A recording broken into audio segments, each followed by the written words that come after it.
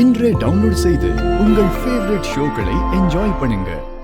உன் காதல் விஷயத்த நானே உங்க டாடி கிட்ட சொல்லிட்டு வரேன். Sarachandra,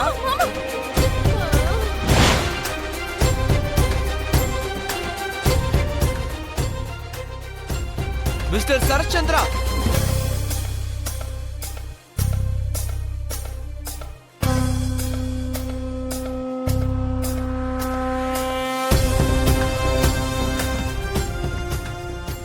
If you don't mind, நம்ம அப்புறமா பேசலாமா?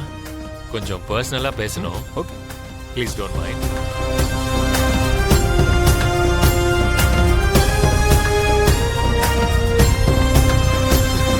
ஹாய்.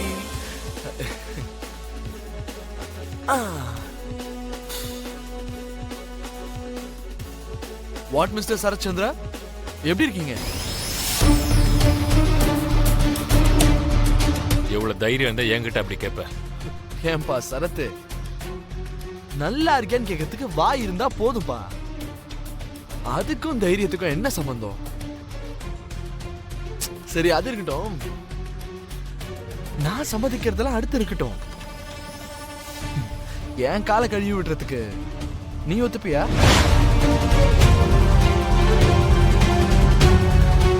டேய், என்னடா வாய்க்கு வந்த மாதிரி உளறிட்டு இருக்க?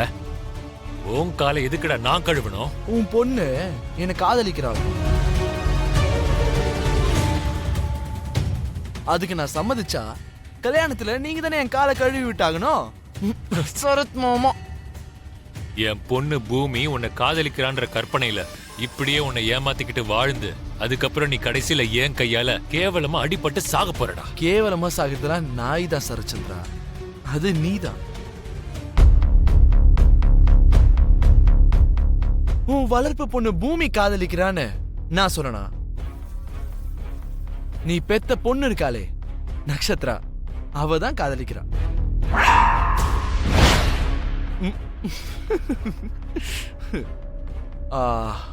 உனக்கு ஒரு ஷாக்கிங் நியூஸ் சொல்லவா? அன்னைக்கு உன் பொண்ணு சாக துணிஞ்சாலே அது எனக்காக.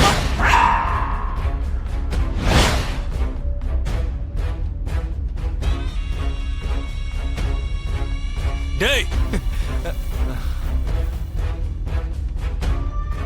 என் பிபியை ஏத்துறதுக்காகவே நீ தேவையில்லாம போய் சொல்லிட்டு இருக்க. No no no no no, that's not my character.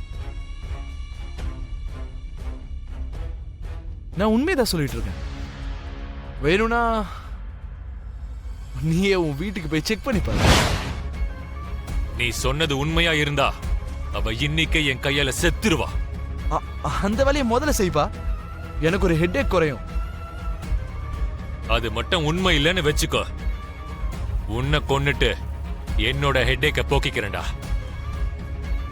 எது உண்மைன்னு இப்பவே தெரிஞ்சுக்கிறேன்டா.